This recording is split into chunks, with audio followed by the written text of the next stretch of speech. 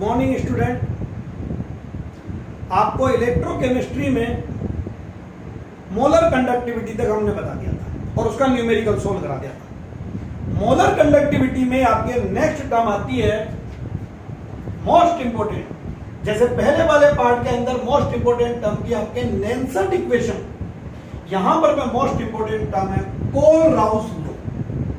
Scientist का नाम देख लीजिए, कोलराउस, KOLHRAUSCH, कोलराउस लॉ। इसको पूरा बोलते हैं independent migration of ions. Kohlrausch laws of independent migration of ions, पूरा इसका नाम है Kohlrausch law of independent migration of ions, short में कोलराउस लॉ। क्या करा देखिए, पहले हम बता रहे हैं इसका एक्सपेरिमेंट, समझिए, 1 मिनट में आपके समझ में आ जाएगा। एक्सपेरिमेंट, कोलराउस ने इलेक्ट्रोलाइट के पेयर बनाए विच हैव कॉमन केटायन और anion. Kohlrausch form a pair of electrolyte which have either common cation or common anion। For example, क्या क्या पेयर बनाए? एक पेयर बनाया उसने, मान लीजिए आप Na, यहां पर भी लिया Cl, और दूसरा ले लिया उसने NaNO3, कॉमन केटायन। एक पेयर बनाया KCl, KNO3, एक और पेयर बना लिया मान लो NH4Cl और NH4NO3। इनमें अगर आप देख रहे हो तो कॉमन केटायन है, कॉमन केटायन। यहां पर भी लेते हैं हम लोग NaCl, KCl, NaBr, KBr, NaNO3, KNO3, common anion. ये ऐसे बना, और इनके लिए मोलर कंडक्टिविटी कैलकुलेट करी एट इनफाइनाइट डाइल्यूशन। वर्ड पकड़ना क्या बोला, he calculate molar conductivity at infinite dilution. क्या मतलब हुआ इनफाइनाइट डाइल्यूशन का? मतलब किसी सॉल्यूशन में पानी डाला, कंसंट्रेशन क्या होगी? कम, और डाइल्यूशन क्या होगा? ज्यादा। और पानी डाला, कंसंट्रेशन और कम, डाइल्यूशन ज्यादा। इतना पानी डाला कि कंसंट्रेशन अप्रोचेस टू जीरो। जो कंसंट्रेशन है वो जीरो हो गई, अप्रोक्सीमेटली। जीरो तो होना पॉसिबल नहीं, तो concentration approaches to zero, that is infinite dimension. और इस पर इसकी मोलर कंडक्टिविटी मेजर करी, इसकी मोलर कंडक्टिविटी मेजर करी, और उनका डिफरेंस ले लिया। मान लो डिफरेंस आया x, ये डिफरेंस आया मान लो 23.4, समझाने के लिए। तो जब ये 1.9 देते हैं, यूनिट आपको बताइए, कल ही बताए थे, Simon centimetre square mole inverse. जब यहां लिया तो यहां भी डिफरेंस आया 1.9, और जब यहां भी लिया तो डिफरेंस आया 1.9। देखो क्या कंक्लूजन निकाल रहा है कि जब भी Cl माइनस NO3 माइनस से रिप्लेस हो रहा है, जब भी Cl माइनस NO3 माइनस से रिप्लेस हो रहा है तो डिफरेंस आ रहा है 1.9, चाहे केटायन कोई भी, केटायन Na हो, K हो, अमोनियम हो। इसका मतलब molar conductivity at infinite dilution do not depend on cation, cation पर डिपेंड नहीं करे, क्योंकि केटायन अगर ये हुआ, चेंज हो गया, तो डिफरेंस अलग आ गया। पर जब भी Cl को नाइट्रेट से डिस्प्लेस कर रहे थे, केटायन क्या है कोई फर्क ही नहीं पड़ रहा, मोलर कंडक्टिविटी का डिफरेंस सेम आ रहा, सेम टू सेम। यहां पर जब Na को कैसे रिप्लेस करा तो डिफरेंस आया 23.4 और 23.4, चाहे एनायन कोई भी, एनायन Cl हो तब भी ये difference, Na replace by potassium यही, Na रिप्लेस बाय पोटेशियम यही, यानी एनायन पर डिपेंड नहीं, यानी molar conductivity at infinite dilution do not depend on anion. तो अब यहां पर पे ये कंक्लूजन निकाल रहा है इससे। ये तो एक्सपेरिमेंट हो गया, ये ऑब्जर्वेशन हो गए, अब कंक्लूजन बोर्ड पे देखते रहना, पहले वाले केस में देखो ताकि मेरी आवाज जाती रहे आपको। Cl को जब भी हम नाइट्रेट से रिप्लेस कर रहे हैं तो डिफरेंस यही आ रहा है, चाहे केटायन सोडियम हो, चाहे केटायन जो है पोटेशियम हो या अमोनियम हो, यानी molar conductivity at infinite dilution, उस पर पे आप देख रहे हो केटायन का कोई इन्फ्लुएंस ही नहीं आ रहा, यानी केटायन एनायन जो है उसके बीच में इंटरेक्शन खत्म हो गया।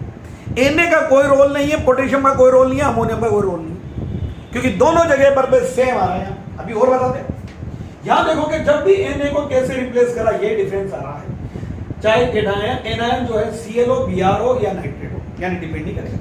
यही बताना चाह रहे हैं।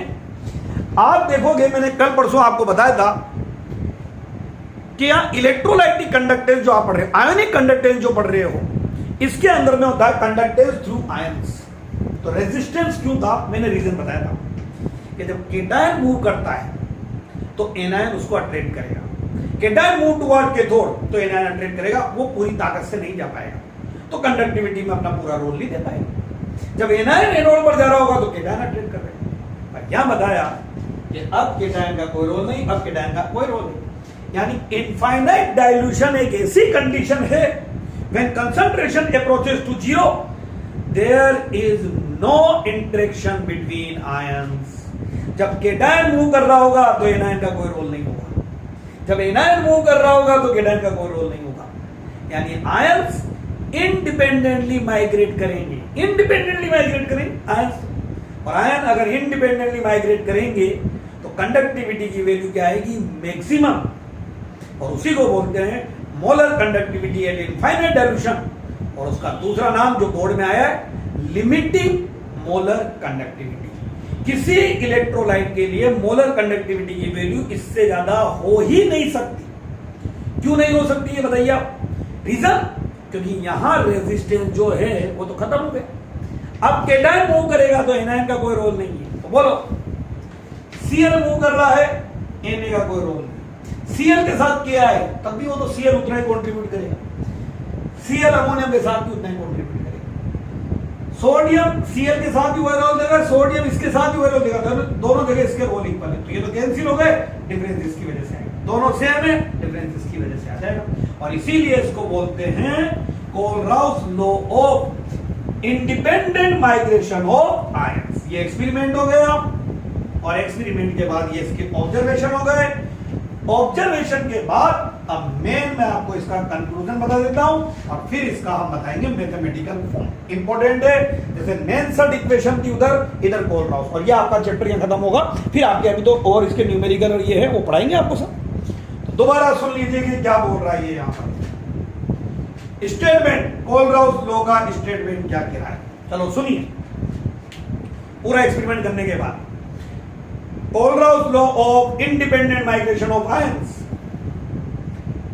inverted comma में लो, and infinite dilution, ब्रैकेट में लिख सकते हो concentration approaches to zero, there is no interaction between ions, there is no interaction between ions, and each ion contribute maximum role in the measurement of molar conductivity, that is ion independently migrate करें, और molar conductivity has maximum value eight infinite dilution, which is called molar conductivity at infinite dilution और limiting molar conductivity. Board में आया हुआ question है, define limiting molar conductivity. बच्चा बोले क्या लिख के आना है, कोलराउस लॉ का स्टेटमेंट लिख के आना, eight infinite dilution when concentration approaches to zero there is no interaction between ions, each ion independently migrate and contribute maximum role in the measurement of conductivity. At infinite dilution molar conductivity has maximum value which is called molar conductivity at infinite dilution or limiting molar conductivity। एक बार finally बोलता हूं, सुन लेना। At infinite dilution, there is no interaction between ions. That is, each ion independently migrate and contribute maximum role in the measurement of molar conductivity. At infinite dilution, molar conductivity has maximum value, which is called limiting molar conductivity.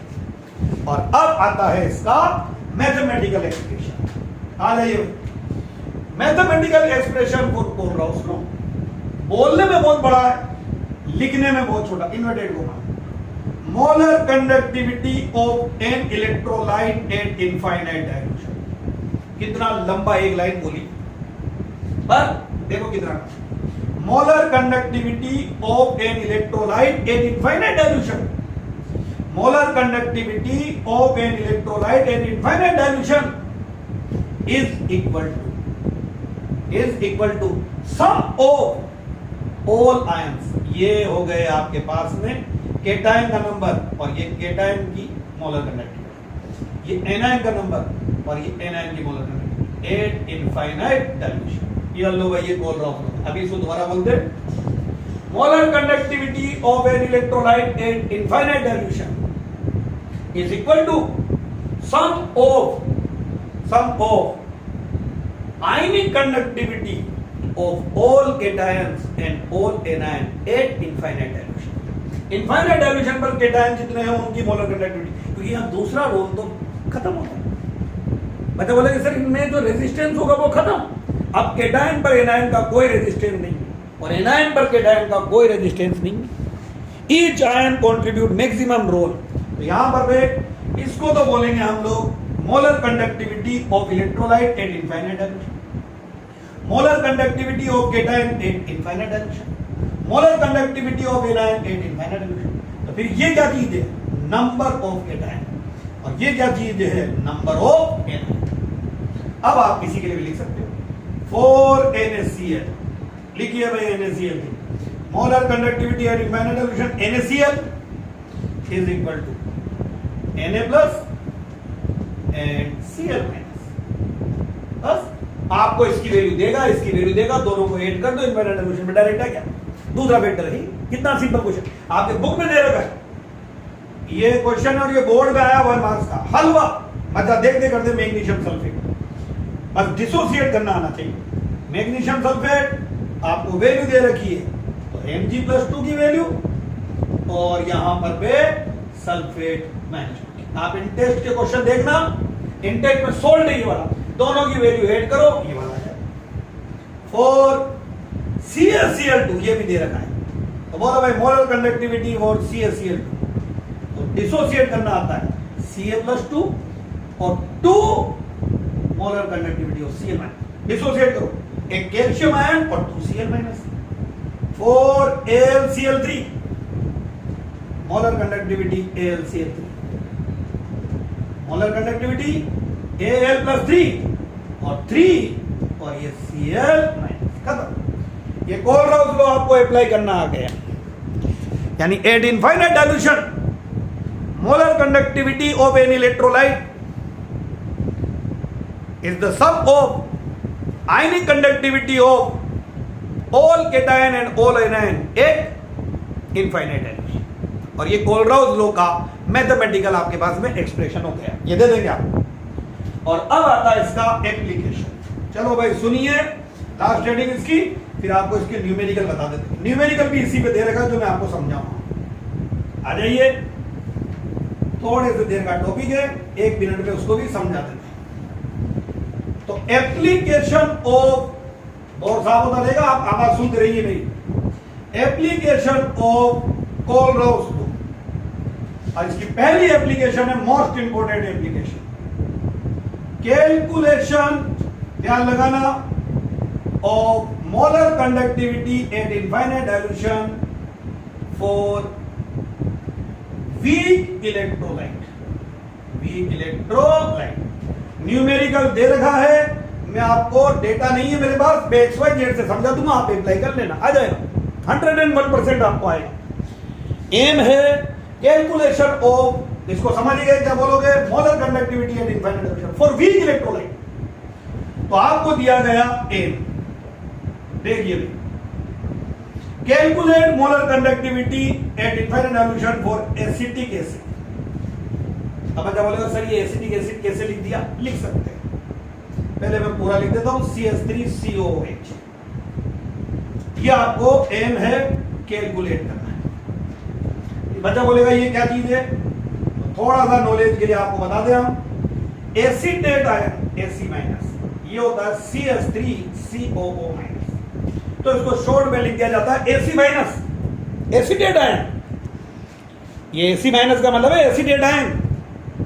और अब अगर acetic acid बनाना है तो क्या H plus आएगा, H plus इसमें add करोगे तो H प्लस, तो HSC मतलब एसिटिक एसिड। इसके लिए आपको गिवन है, देगा वैल्यू, ये NaCl के लिए वैल्यू दे रखी है, NaCl के लिए वैल्यू दे रखी है आपको, NaCl क्या है, और NaCl के लिए वैल्यू दे दी x, जो भी देगा वो। HCl के लिए वैल्यू दे रखी है आपको y, और एक आपको दे रखी है सोडियम एसीटेट CH3COONA, इसके लिए देती है value J। Molar conductivity at infinite solution, यह वैल्यू है 126.9, जो भी है 390.5, और यहां भी दो दे रखी है 91.5, जो भी वैल्यू उन्होंने दी मुझे याद नहीं। यूनिट बताइए, Simon centimetre square mole inverse, Simon centimetre square mole inverse, इनकी दे दी यूनिट। तो ये आपको कैलकुलेट करना है और ये आपको दे रखा है। समझ लीजिए, पूरा न्यूमेरिकल समझा देता हूं। ये कोलराउस लॉ पे आपके ये न्यूमेरिकल आता है, ध्यान लगा लीजिए। Calculation of molar conductivity at infinite dilution for weak electrolyte, calculation of molar conductivity at infinite dilution for weak electrolyte. Acetate ion बता दिया। क्वेश्चन है calculate molar conductivity at infinite dilution for acetic acid, और इसके लिए आपको दिया है NaCl, HCl और सोडियम एसिडेट जो है, इनकी मोलर कंडक्टिविटी दी है। 3 मार्क्स का न्यूमेरिकल आता है। आ जाइए, अटेम्प्ट करते हैं इस क्वेश्चन को पूरे। तो इस क्वेश्चन को अटेम्प्ट करने के लिए सुनिए ना, ये क्वेश्चन, अब आपको क्वेश्चन का डेटा समझ में आ गया। आपको एसिटिक एसिड जो है उसकी मोलर कंडक्टिविटी मेजर करनी है एट इनफाइनाइट डाइल्यूशन, और इसके लिए आपको NaCl, HCl और सोडियम एसिडेट की मोलर कंडक्टिविटी m आप बनाओगे,